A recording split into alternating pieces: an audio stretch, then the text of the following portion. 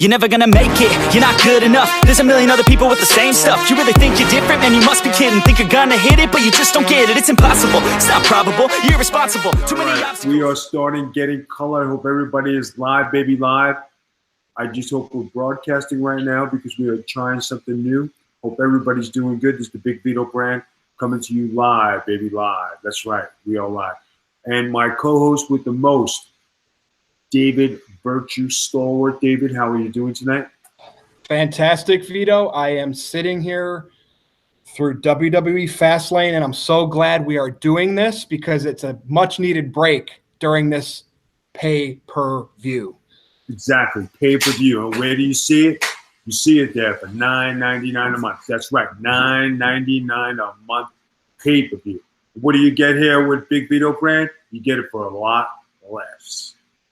Now, Virtue, before we start, how was your day today? What did you do this weekend? What was going on with the Virtue brand? All right, so this weekend, I didn't go do any indie shows because I got some of those coming up in the next couple of weeks. So I went out on a date with a girl, a friend. We went to see Captain Marvel, yes. All right. We're not at the point of putting pictures out there on social media yet because trolls, but, you know, I'm way beyond my ex now, so that's good times. That's good. That was last night. Today, Sunday, like I usually do, I went and spent some time with my parents.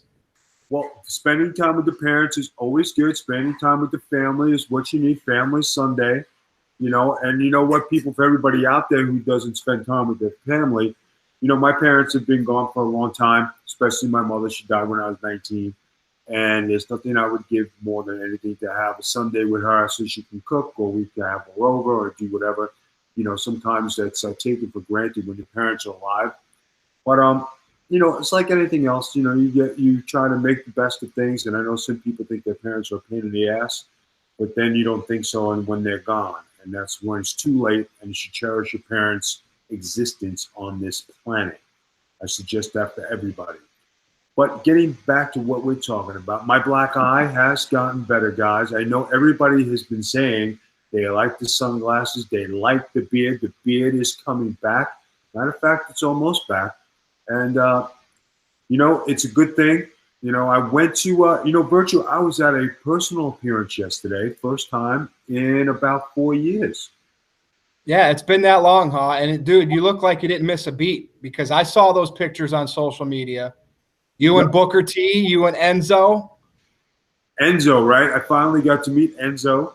He was very nice, you know, and we spoke for a little while. I actually told him, I said, bro, I said, what a certain company did to you I thought was, you know, wasn't cool.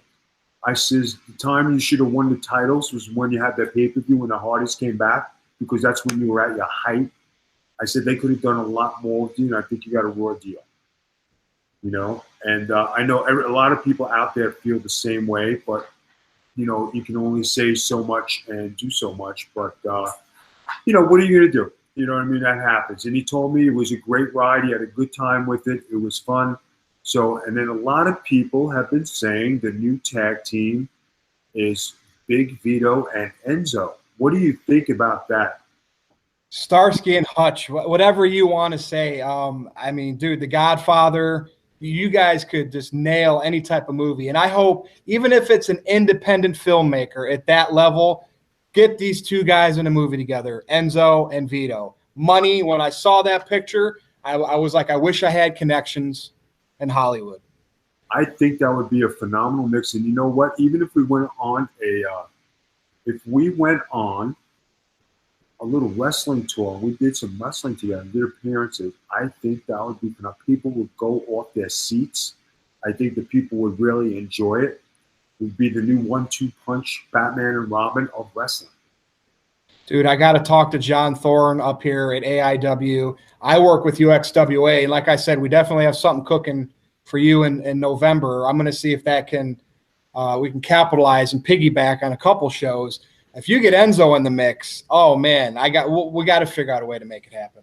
Yeah, I mean, you know, we could always see what happens. I think it would be great. I think it would be a fun thing for wrestling and all the people out there. Now, you know, being that I did this, I also got to meet Randy Couture yesterday. And I thought that was a great experience. Now, Randy he's a former UFC champion, correct? Yeah, I mean, he's a former UFC champion. He's a guy I've always watched do the UFC. You know what I mean? And he was one of my favorite fighters. I always liked him and his Chuck Liddell fights. And anytime he was on, you always watch Randy Couture. And I brought up the Brock Lesnar there. I said the guy's a big man. He's a beast. He goes, yeah, he's a big boy. And I asked him. I said, "You fighting anymore?" He says, "No, I'm happily retired." I said, "Listen, you need to come back." I said, "Fedor needs you." He cracked up laughing.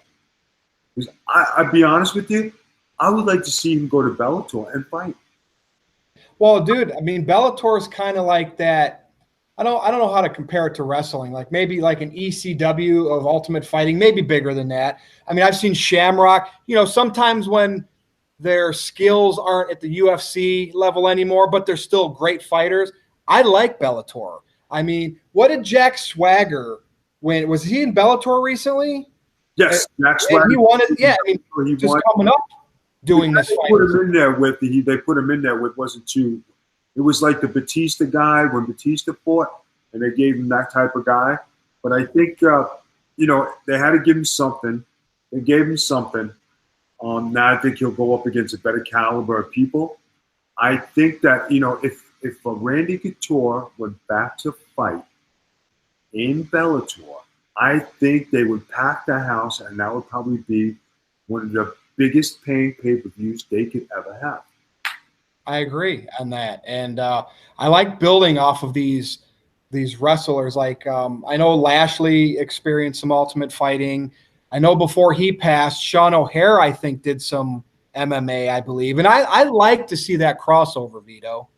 I think it would be fun. I think it would be good, And but you know what? Like it's like anything else. If you don't do it every day, you can't turn it on and off. And if you don't do it more than half your life, and you don't have an amateur background, I think that's the hardest transition. Like CM Punk did not have an amateur background.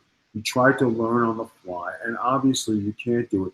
And effort on his part, because I know he tried, he wanted to do something. Congratulations, because not a lot of guys have the balls to go and do it. So you give him kudos for that. But on the same token, it's a learning curve for a lot of guys who want to try and do this. I think Punk just like the level he went in at because of his name recognition. He was a pretty big deal in wrestling for a while. Right. The level he went in at in the skill fighters he went in, it was too high for him, too much. But the weird thing, Vito, he drew them money, even though he got embarrassed. Well, you know what? He can get embarrassed as long as they're pulling dollars. They don't care. Yeah. You know what I mean? That's the name of the game, pulling the big time dollars. So, I mean, you take it with, like I said, you take it with the good and bad. And, you roll with it. Now, when you talk about Bellator, you talk about UFC, you talk about crossing over. It's just like when Mayweather and Conor McGregor fought, crossover from McGregor going to boxing. And I'm going to tell you, if McGregor was a more well-rounded boxer, I think he could have lasted the 12 rounds and beaten Mayweather, because the first 4 rounds of that fight, he was in there and he was cracking him with some good shots. Yeah, I watched that fight. And what do you think McGregor lacked? I know, obviously, boxing experience. Was it the stamina that you need as a boxer? It's the endurance and the pace. Yeah. You have to pace yourself. Because remember, UFC, you go 5 4-minute rounds, 20 minutes, you're done. In boxing, you go in, 10 3-minute rounds. And that's a lot more, that's a lot more to endure. And you got to pace yourself, you know what I mean? And, it's like anything, it's repetition. If he would have started out with a 4-rounder, it was a 4-round fight, hey, he probably would have, he did great. If it was a 6-rounder, okay. When you talk about 8, 10, 12, now you're going on to existence that, you're not used to. Now, interesting, you're talking about this Ultimate Fighting or MMA Bellator crossover with wrestling.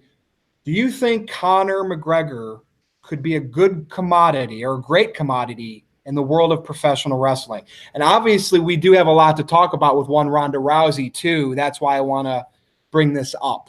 Well, I tell you, he probably could do something in wrestling, probably. But on what level would they put him at? Obviously, he's not big enough to be a heavyweight. Obviously, he is not. I would think he's a little bit. He might fit in with the 205 guys, but I think he would blow out the division just on his name recognition. Where do you put him on the card? He couldn't fight Cesaro and Sheamus. He wouldn't be a fight for Brock Lesnar. So where do you put him? That's a good point. And gosh, Vito, I don't know. I mean, he could come in if he had the adequate training to be able to, work matches. It'd be like your Seth Rollinses and your Finn Balor type guys on the main roster. It would be, and at that point, how's it going, he'd expose them at that point. You know what I mean? So that would be a tough fit. But you know what I see in Connor, Vito? He's a good promo. It reminds me of Enzo. He's good at that sports entertainment stuff. So that's why I guess I'd like, as a fan, to see that. Ronda Rousey. How do you think, and I know we've talked about her over and over again. Right. You know about her shoot, which some fans are so emotionally invested, they think she really did a shoot. There's no way, I believe, Vince McMahon would allow her to do that, especially on the big stage of Mania. I believe it was probably in her contract that she couldn't go off script. So to me, this is clearly a worked shoot, but I love the heat that this is drawing, and I think it helps Ronda's nerves out. Bro, you got to tell me what you think about this Ronda thing, because the internet has been so divided over her shoot promo. I think they're doing her a big justice by letting her do a shoot promo. I think that they're not sugarcoating her because she is raw talent. They're bringing her up in the Brock Lesnar mode where Brock really doesn't give a shit about nobody. Brock can take anybody he wants out in the division. And you talk about guys who can really go. Who was there to fight Ronda on a one-on-one level that really could be a legit threat to beat her ass when she talks? I mean, I don't see anybody in there who's got it. I mean, there were a couple girls who did MMA, but I don't know if they'd probably put up a good fight, but I don't know if they beat her. And being that Ronda has a glass jaw because she's been exposed, one good punch and she can go down. That would end Ronda Rousey right there in the WWE. That's true. Now, I like the fact that they added Charlotte to this feud. To me, they didn't add Charlotte. They added Becky. I think when they signed Ronda Rousey, Vince McMahon's plan was Charlotte Ronda for a WrestleMania. That was the plan because Charlotte's bigger girl. She's flair, name recognition. I think Becky got hot, and along the way, she was added in this mix. But, like, to me, are they, like, just crushing Becky's potential breakout session here with the fans by the way they're booking this? I know they're doing the underdog story, but come on. It's like little Timmy from A Christmas Carol, and Vince McMahon is Scrooge because you know how she's been hobbling around on that crutch? I literally feel like Vince McMahon is telling the Christmas story. We're going to see the ghost of Christmas past, present, and future now, too. Now, I was talking to Bill Eady yesterday. We were talking about how guys are brought up and where everybody sits in wrestling. And you guys got to remember, nobody's bigger than the company. And every time they have a talent that is just about to be on the cusp of greatness and be that elite, they yank them back down. They pull them back down by the strings, and they don't let them flourish. I'll give you a prime example in Bray Wyatt and the Wyatt family. That guy was going to be phenomenal. That guy was on a course to where he could have been the next Undertaker. They should have kept the Wyatt family together. But they pulled the strings. You got Elias right now, who only gets so far, and then they yank him back down. Braun Strowman, they totally destroyed. They ruined him. He has no future as a heavyweight champ. He's got not even the U.S. champion, the Indie champ, nothing. They ruined him completely. And it's disgusting what they do. I mean, what are your thoughts on that? All right. So can we agree that Strowman lost his luster when he, and you know this more than I do, blew up early in the match against Brock Lesnar? Yes. And I think by them giving him a gimmick, oh, these hands, and making him have these promos and making him do these silly things. They never did this with Brock. They never did this with anybody else who they were going to push to the top. They never did it with Cena. They never did it with Hogan, right? When they're pushing these guys, they made them serious threats to be elite. They never took Strowman as a serious threat to be elite. They tried it with him, and they saw that he just wasn't ready match-wise, mentality-wise in the business. Not that his work has been bad. It just wasn't ready to be that ultra main event, carry the company on my back type of guy. A guy who has that kind of pedigree could be The Miz. And I put The Miz in the same sentence as a Mr. Perfect, company-wise. Okay? What's the problem? Ran out of battery in your computer. He ran out of battery in my computer. Okay. So, but when you're talking about things, guys, you know, like I put him in the Mr. Perfect thing, but Mr. Perfect was on his run as, you know, perfect, and he had the championship, and he was going after Hogan. He was going to Hogan, and then all of a sudden they yanked him down and didn't make him beat Hogan. That was right about 1990. I remember that. Right. Now, so, like, if you didn't beat Hogan at the height of your career, and then when Bret Hart came around, something different, and Mr. Perfect never became world champion. Nope. He had that Intercontinental title. He had a couple runs. And, you know, he was a very good that mid-level champion. And he and Bret had that fantastic match. I believe it was at a SummerSlam in Madison Square Garden. And that's the thing. A lot of times you get that. Your career is just that. You don't get to Vince McMahon's brass ring. And for whatever reason, you know, Vito, who knows why certain wrestlers. And someone in the chat kind of mentioned, this was Blowfish, 1987, in the Twitch chat. He said, I don't get why WWE yanks or pulls talents when they're popular. And I'm sure he's probably referring to Rusev Day when that got over, Kofi right now, Becky. I guess Blowfish is saying, why does WWE pull back when the fans want somebody over? Is it because Vince didn't create them being over? Well, Vince made that. What guys don't know, Mia, thank you for the 100 bits. Remember, bits for tits, guys, bits for tits. That's right. If you want to see something great on the Big Vito brand during Twitch, remember, bits for tits. You want the dress? We said 10,000. I'll take 7,500 for you to see the dress. Okay. If you want a phone call from Big Vito, we'll take a certain amount of bits. Just throw the bits in there. All right, it's coming. It's coming. I'll ask Vito questions for you. All right, here we go. Now, guys, when you talk about this virtue, right? Vince McMahon made the developmental territory back in 2005 because he did not want to use guys from WCW and make his own homegrown talent. He got tired of making WCW and former ECW guys their main event roster guys. If you weren't from the WWF or the WWE to begin with, he did not want to know you. He didn't want to push you because he didn't have to rely on you and then have you go away. That's why developmental was brought up. Then when developmental was brought up, okay, he started, you know, Florida Championship Wrestling. Then it went to Deep South. Then it went to Ohio Valley. And that's where the stars came out. And then you had that great stable come out with Batista and Randy Orton and Cena, you know, and might be the greatest class out of Ohio Valley wrestling ever. Right. I mean, it is. Class ever. So that's where he made those stars.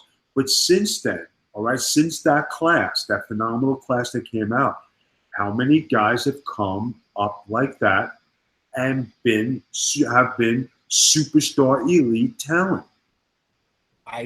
To be honest with you, it feels like they're plucking, since that point, Vito, it's been indie guys. It's been Ring of Honor guys, Impact guys, wrestlers that go through FCW, now NXT. It seems like that's how they're trying to manufacture their stars. And you know what? It doesn't seem like we're getting those mega star power like we had with Brock, Batista, Orton, Cena. Right. And now you're talking like you got, see now, like we got a match on TV right now. We got Daniel Bryan in there with Mustafa Ali and I think Kevin Owens, right? Oh, they put Mustafa Ali in that match? Yeah. So like you have And that's because they don't want to beat Kevin Owens, and I'm saying it now, okay? Ali's in there to take the fall. Kevin Owens, they put the fall guy, Mustafa Ali. He's going to put a good show on. He's going to elevate his work. That's hanging with the main event guys. But will he be main event? No. Will he be 205 live champ? Probably. But, you know, they got to try and protect what they have. When you talk about Daniel Bryan now as compared to before, Daniel Bryan is not the elite status as he was. He has come down the rings, and he is now in the B class with Kevin Owens and a bunch of the other guys. The New Day, right? They say, you know, the New Day has trickled down, and they weren't elite, but they were B++ to almost be A players, but they weren't that superstar thing. They've had a good run, a good 2-year run of what you've been doing. But when you talk about Nakamura and Bobby Roode and Samoa Joe and all these guys, they all came from other companies. They're mixed in together where they're interchangeable, where you're keeping them worthy. I mean, the only guy I could see on SmackDown, really, you got Shane McMahon, and he's been in that prime time spot, but he is an A player. You got The Miz, when he was world champion, was an A player. But how many guys could be world champion out of that group and be mainstream guys? Go ahead, tell me. Well, guess what? Not many. I mean, I would literally have to write all their names down, and I bet you I could write down 40, 50 names from their roster and probably put less than 5 over in another column of top headliners. And that's not discounting Randy Orton. Believe me, I did not, Yeah. I'm not saying Randy Orton is not. Randy Orton is an A play, but he's been there. He's done it with the best. He broke in with Batista. He broke in with Triple H and Flair and a young Randy Orton, creating evolution. And that's where we got to start, and that's where we learn how to be a champion and learn how to be a world-class athlete. So, I mean, you give him that pedigree, but, like, on this level now, there's nobody for him to mix with. And the one time they put him with Brock, you saw what happened, whether it was a mishap, a misunderstanding in the ring.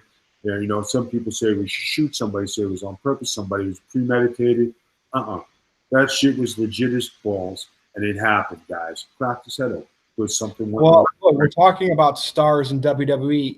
Triple H continually has a big match at every WrestleMania. He's now bringing Batista in to wrestle against. Brock is still the Universal Champion. Look who they're still featuring. It's the big guys. But you're missing but Virtue. They don't have anybody to put in those spots. That's why the old guys have to be in there to draw money. I'm guaranteeing you Undertaker's going to have a match at WrestleMania because they need that star power. Triple H is going to have a match at Mania because they don't have anybody else. I bet Shawn Michaels, he had a match on pay-per-view because they were lacking. They brought back Kane because they were lacking. They brought back everybody, thanks to the cheers. Everybody, they're doing these things because they don't have enough star power. If you bring him back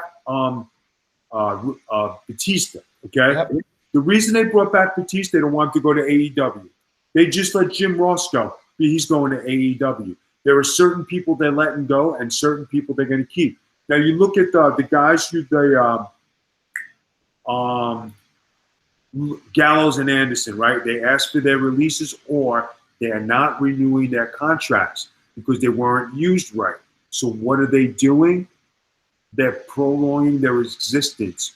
Now they're offering them multi-million-dollar contracts just to keep them from going to All Elite Wrestling because they're going to blow up and they're going to bring back the Bullet Club. They're going to bring back what they were in Japan. They're going to be used correctly. And then what's going to happen? WWE is going to look like a bunch of jackasses because they couldn't utilize these guys. All right, I agree with you. And guess what? We got a question, Vito. Go ahead. XW4RDX is asking in the Twitch chat, who's the last big money draw that they've made? I kind of have an idea. You want me to go first or you? All right, so in my opinion, Roman Reigns, but not at the extent of John Cena. Roman is their biggest star they've made just by force pushing him. I've been to WrestleMania. I've seen his fan access lines. All the hate he's gotten, he still makes Vince money. But it's not – his star power in this era is not as big as like Cena's was or as big as Rock and Austin was. It's different. So I would say my answer is Roman, even though it's not at the level of how the past big stars drew. What's your take on this? I think you're right because, as much as they didn't want Reigns to be that guy and they had no other choice, but they had to pick somebody to, have somebody there. Okay, so Roman Reigns was it. Now, a lot of people shit on Roman Reigns. A lot of people said they were shoving him down the throat.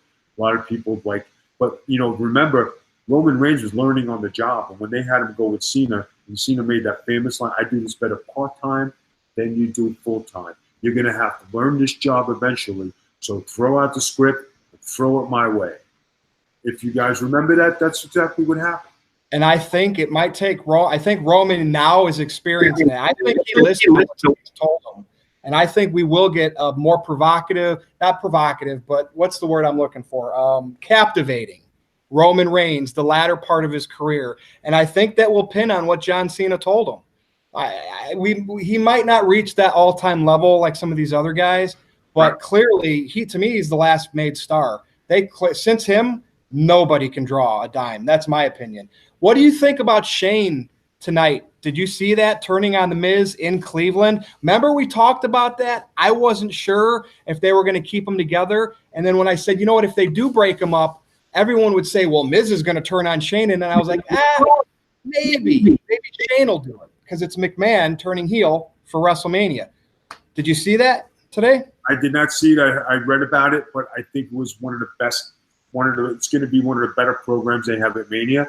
And Shane McMahon being a heel, he is one of the best heels because he was with the Authority. And before the Authority was with the Vince, when Vince was on-air TV talent, and the McMahons were running wild during the Austin, the Angle, the Taker, the Rock days. So I know like Shane McMahon can carry the ball. I've said this all along that Shane McMahon as a wrestler is probably one of the best wrestlers in the business.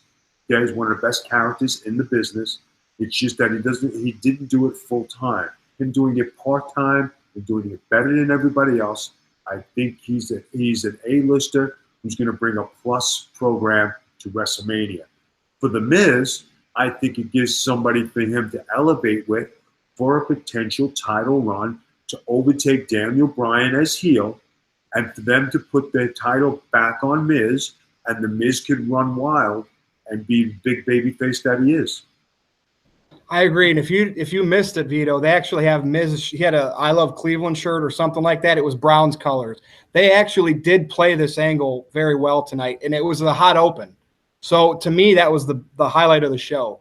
And then of course they lost the match, and then Miz went over and consulted with his father sitting front row, and then out of nowhere Shane hit Miz in the back. It was well done. A lot of people think that McMahons are always in the spotlight. Well, I think there's a reason for that.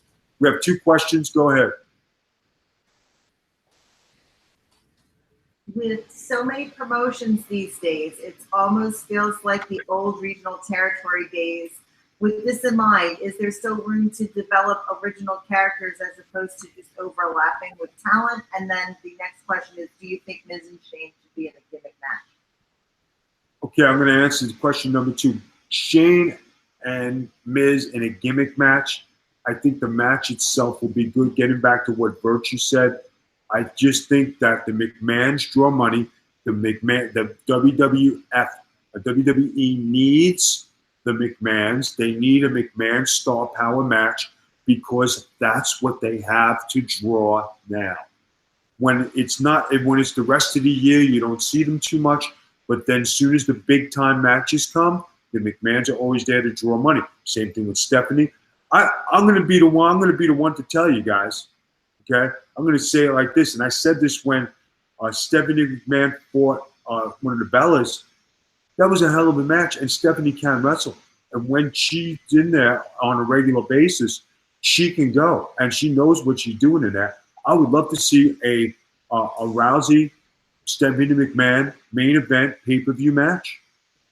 Dude, so you answered the Shane and Miz gimmick match well. I don't need to say that. The other one was they wanted to know if WWE still has room to develop their own original gimmicks and characters with the overlap of indies and all these promotions. That's hard to say because look what they do with the Bobby Roodes and stuff like that they bring in. Yeah, but you see, but what they're doing is, okay, and what people are missing the point of this question is the WWE, with their developmental territory of NXT, they are running it like an indie fed. When these guys are doing their gimmicks, they are doing their gimmicks to indie level. When they come up to the main roster, you notice their gimmicks all change for WWE TV. They're not given the time. They're not letting them do their gimmicks. That's why the luster of NXT disappears, because they have to conform to the WWE way of doing things. I've said this time and time again. NXT should get its own channel, go on USA, go on Fox, go on something.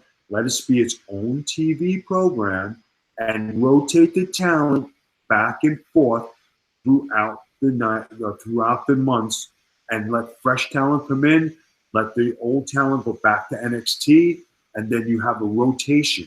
If you have a rotation, I think this would be the best thing going, and you'd have fresh talent, fresh gimmicks, fresh everything. Yeah, and it wouldn't feel like they're rookies. You know what I mean? If they treat NXT as developmental, and then all of a sudden you see Ciampa, Gargano, Aleister Black, Ricochet on the main roster beating main roster people, it's like they're basically saying our developmental is better than our main roster. So I wrote about that a couple years ago, Vito, that NXT needs to be its own brand, its own show, and take the moniker of developmental away, because I think that hurts it. Yeah, but you gotta, guys, I just think that when you're trying to develop the talent and you're trying to develop these people, you know, now you got Ricochet and you got Aleister Black in there, but when you take away all the flips and all the stuff that they do in the ring, are they a presence? Does Ricochet look like anything special? Is Aleister Black? Right now you got Rowan in the ring. Bigger than life, biggest man, not anything special work-wise, but he looks like something. When you stick Ricochet with Mustafa Ali, the Revival, and all the other guys in there, they all gender together. Nobody stands out. Bobby Roode doesn't stand out. The other kid Gable doesn't stand out. Gable would be the best 205 wrestler they have. I would love to see him go there. I would love to see Daniel Bryan in 205 Live. I would love to see them put on elite matches on the cruiserweights, because I think that would be best suited. I think that when you got guys like, you know, Rowan, and you got Harper, and you got these big guys sitting on the sidelines not doing anything. Bray Wyatt? Yeah. I think that you know, Bray Wyatt sitting there on the sidelines. What are you doing sitting home? He should be on the main roster. I don't know if it's a punishment over the JoJo thing because of all the allegations that came out, you know, and you just don't know. You know, Naomi's star, you know, that has fallen. The Usos got the title back, but they're not on TV in a prominent role like they were. They're trying to keep them on the mainstream level, but on a low-key atmosphere, not pushing them down people's throats. They're fighting the social media. Talking about social media, you got Nia Jax. Nia Jax coming out today and saying, you know, talking about health reasons and Dave Meltzer and what he's doing and what's going on. Dave Meltzer should mind his business. He doesn't know everything that's going on. How do you know what to talk about things? Nia Jax was right for saying that people should mind their business when it comes to people's personal lives. You know, that would be like saying, you know, Virtue is going out on dates with other socialites of the social media just so he can build up his booking, whatever. You know what I mean? Yep. I believe Meltzer was saying he knew exactly what Roman Reigns' leukemia treatment was. And it's like, seriously? Like, you get that dirt's going around? There's no way. I think that's what Nia reacted to on him on Twitter. I mean, come on, man. Why would anybody say that? Like, just leave it alone. Because people don't, I mean, people, it's just like, okay, I post positive things on TV. I come on this show, Get in Color. I talk about the truth. I don't make things up. I give my honest opinion on how it is. People respect that. You never hear me speculate, make fun of people, say stupid things about the wrestling business, because that's not what this is about. And I'm not trying to draw the fan to go buy my subscription. You want to buy my subscription? Thank you very much. If you don't want to buy my subscription? Don't buy it. What am I going to tell you? You want to listen to this stuff? Hey, great. You don't want to listen to it? Go listen to something else. But bottom line is that it's not a BS thing. This is not a BS brand. This is not a BS broadcast. This is something that people actually like to listen to. These are things that people are interested in. We cover a bunch of different things. That's why this is the Big Vito brand, and that's why we bring this to you. This isn't the Meltzer product where it has been noted, dotted, not speculated, but proven that there's a lot of bullshit that goes up on that site. And you dealt with it too, haven't you, Virtue? Dude, and I really believe, I'll speculate this, that WWE purposely makes sure they have people to feed Meltzer and the dirt sheets what they want them to report on for extra hype. But at the same time, I think those same moles work a lot of this stuff. Because if you've noticed, anything that like these dirt sheets report, they're lucky if they're 30% right. So I think WWE plays them a little bit, to be honest with you. Because think about it. If Vince McMahon's secrets are getting revealed all the time, wouldn't he like put some type of stop to that backstage? But it's been going on for 20 years or longer. 30 years plus. Yeah. And you know what? I don't think it's as much as Vince paying the guys. I just think it's guys who want to give the leaks to the friggin' dirt sheet guys just to cause a stir. Because they're all a bunch of stooges. It's the truth. You got a bunch of jock sniffers there. You look at guys who are yes guys, and guys are, oh, brother, this is great, brother. I've never been a wrestler here, but man, it's so good to be here. I can't believe I'm living my dreams. I'm with the WWE, not in the capacity that you want because you weren't good enough. And you're only there in that capacity because you don't want to get a regular job, and you're sitting there at a job that you like to do. You're a mark because you're there marking out and saying, yes, Vince, can't believe it, Triple H. How's it going, Steph? What's up, Bruce? What's happening, JR? How's it going, everybody? Great to be here. Let's go to the buffet, the catering. Kiss an ass, man. You don't think that pisses Vince off, though? Like, he has to know some of his stuff is getting leaked. And you don't think, like, he's out there trying to find who these moles are in the back? Okay, guys, I'm going to say it like this. Okay? Vince McMahon is like Vito LaGrasso. He's an entrepreneur. He's a businessman, okay? Yep. He runs a business, and he takes care of the top stuff. Do you actually think he worries about the little minority, minute, minuscule stuff that happens underneath him? No. Okay, so that's fair. Your assessment is that Vince is not a micromanager. No. Okay.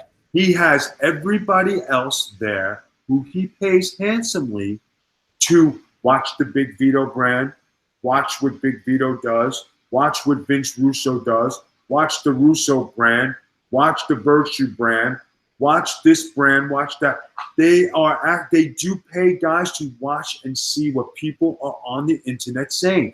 This is fact. Howard Finkel used to be in charge of this stuff. That was his job for years. Find out what's going on the internet. I want to know. Give a report at the end of the week. That's what their jobs are. Yeah, so I guess that's good to know. And I guess if anything was critical, somehow it would make its way back to Vince, if they felt that he needed to know. But he, again, probably doesn't care about that stuff because he's looking how to make the bucks, how to get Roman over, how to get Charlotte over, bring in Ronda Rousey, re-sign Brock Lesnar. That makes sense. I'm telling you, but that's the way he gets his news because he gets his reports. If you think he sits there and waits for Meltzer to post something so he can get pissed off, you're absolutely out of your mind. Yep. Absolutely. Oh. Do you think he worries about Cody Rhodes and all the other guys are doing what the All Elite is doing? Okay, yeah, out of your mind. Oh, did they sell out a 12? Yeah, they sold out another building. Congratulations. They're doing their second show. Kudos to you guys. Are they going to be able to do it on a regular basis? Are they going to be able to get a TV deal? Are they going to be able to establish a product that is going to be worthy enough to be their own brand, not compete, but be an alternative to other wrestling companies. Yeah, I agree. Now, what would you do? I'm going to put you on the spot, Vito, right now. If you got a call, and we'll say, I don't know what your role would be, a manager, a producer for matches, WWE and AEW both call you. Right. One offers you, they both offer you the same money, right? $500,000, $1 million to come back for 2 years to be an agent. You stay home doing what you're doing, or do you pick which one? I think people want to know where Big Vito would go if he had the choice. Maybe you wouldn't want to even do it. Whew. Tough question. Got to, man. It was on my mind. All right. You can reserve that. If you want to answer that next week on Getting Color. No, I'm going to answer right now. You asked the question. I'm not going to think about it because I already know what the answer would be. Okay. Okay. In every instance, I always wanted to use my wrestling knowledge and my background because I learned the business the correct way. I learned psychology. I know what's right and I know what's wrong. I know how to agent a match. I know how to work the scenes from behind. Given my experience, being that I've been a major league player, being that I've been there and done that, I could help educate and teach and guide all the wrestlers today on how to be WWE or AEW superstars. Being because I have that pedigree of having the experience of doing it on the live stage, and I have the experience of sharing the knowledge. Now, would I like to do it on AEW or WWE? It's a hard question to ask because in AEW, okay, they don't have a product and they've done one show. So it's kind of hard to say, I'm going to go here not knowing what's going to be. But if you're asking me, would I go to the second company, the WWE, for them to let me teach my craft, I would pick the WWE because it's a chance at an established company to work, teaching the world's elite talent. And that's where my specialty would lie, in helping, create and elevate the talent that the WWE has. Now, if you're telling me would I be a manager or would I work backstage, I think I would be a great manager. I also think I would be a good backstage agent or working in creative, because the things I see and the things that maybe are not perceived on TV from the office standpoint can help in a lot of ways. But in a lot of ways, I understand where their concept is coming from because they have one formula that has worked for 150 years. And they're going to stick to that formula. What Vince says goes. No matter how many great ideas you come up with, you can give reasons. He will critique your reason. He will give you some points on how to, better your idea. They'll use it to some capacity, but not to the full capacity because they want to put their critique on it. So would I work for one or the other? I would take my ball and go to the established company. That's where I would go. I like that answer. And then instead of seeing Fit Finlay out there letting Becky into the Royal Rumble or Adam Pearce standing in a suit, we would see Big Vito LaGrasso in that spot. I'm all for that, man. If I came running out there and I was being an agent, and now you're adding some legitimacy, okay, so now, all right, Vito's back there. Wow, he's coming out. If I came out and I managed, we were talking about Enzo Amore on the thing, right? And I finally met Enzo. I thought he was very nice. We spoke, we had a picture, we did stuff, and for the amount of buzz that Enzo and I created on one picture, if I came back as Enzo's manager or Enzo's consigliere, right, or I was his mob boss, do you know how great that would be and how wonderful of an experience that would be to do something with a guy who knows how to be a mouthpiece? Maybe he's not the best wrestler in the world, but me being a henchman out there, helping him along, because that's what a manager does. helps the talent along. Cheat to win, never win clean, always a helping hand. You see it all the time. And I think that kind of thinking and philosophy and psychology has been lost in the art of wrestling. And I think we need a cheating manager to help the talent along. Me being with Enzo, it's just the same thing with me being with Nunzio. When Nunzio won his first cruiserweight title, did he win clean? Big Vito came walking down and helped him out. Big Vito was always there to bail him out of stuff. Same thing with Enzo. Enzo, maybe Nunzio is definitely a better wrestler than Enzo. That he is. But when you talk about being a heel and having a win, if I was in Enzo's corner, that would be a great thing. And then Enzo can get on the mic and do all of his stuff and do his mic work. But he always got me taking his back. I ain't got to hit nobody. I ain't got to touch nobody. It's just my presence being out there. And if something, fell out of my pocket once in a while, I mean, hey, things happen. Money. You're getting me choked up thinking about that on TV because that's compelling television, damn it. Sports entertainment. Gosh, you know what I mean? But not that hard. The resources are out there, Vito. The resources are out there. And if I had the chance to do something like that, I would. Because like everybody says, I love wrestling. I've been doing it more than half my life. I've been in the business, you know what I mean? And I think that, for me to do something I love and to enhance it more, I think is a great thing. Twitch questions. I'm going to actually give this Tony Sav 17 a shout out here. He said, Vito, why did you block me on Facebook? Then he said, love you either way, Italians for life. So you want to address that really quick before I ask the next question? I don't know why I blocked you on Facebook. Did you say something stupid to me or my wife? Next question. All right. This is from IMCHM911. Hey, Vito, me and my wife bought the church last night, bro. You did a fantastic job. So go ahead and tell us about the church. I watched it. I love cheesy horror movies, Vito. I ain't going to lie. That's what it was. I'm not going to, when I gave you the rating on it, not you, but the movie in general, I'm not going to go give a movie 5 out of 5, 4 out of 4. I gave you guys a 3 out of 5.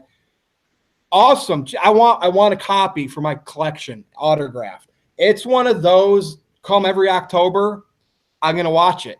So that 3 out of 5 is the best B grade you could ever get. But I had to be honest with my grade, Vito, and I'll tell you what, you weren't in it enough or I would have gave it a higher score. Well, here's the thing, guys. Being a 3 out of 5, that's what I thought it was. I mean, if for me to sit here and tell you guys it was a 5 out of 5, it was a 5-star, maybe a 6, better yet, it was a 7, we're starting a new chart. No, definitely not. Was it a 3 out of 5? Absolutely. Absolutely. Okay? And I'm honest with things. You know what I mean? I'm not going to bullshit people. I'm not going to sit here and go, hey, it was this, it was that, it was what. Guys, it was a 3 out of 5. It was a horror flick. It was a good one. It was something different. Enjoy it, guys. Bill Moseley was in it. Chop Top from Texas Chainsaw 2. Otis Driftwood from the Devil's Rejects movie. So, yeah, he was in that movie with Vito. And Ron Howard's brother was in the movie. Exactly. And the girl from Nightmare on Elm Street 4 or 5. Lisa Wilcox. Yeah, like it's just one of those like indie horror movies. Like I said, every October it's worth a watch. And guys, it was worth it. It was fun. I did it. I had enjoyed it. It's supposed to be a sequel. I'm looking forward to doing it. Okay. Virtue, it's about that time. We covered a lot of stuff. Now, if you can give us your plugs, I greatly appreciate it.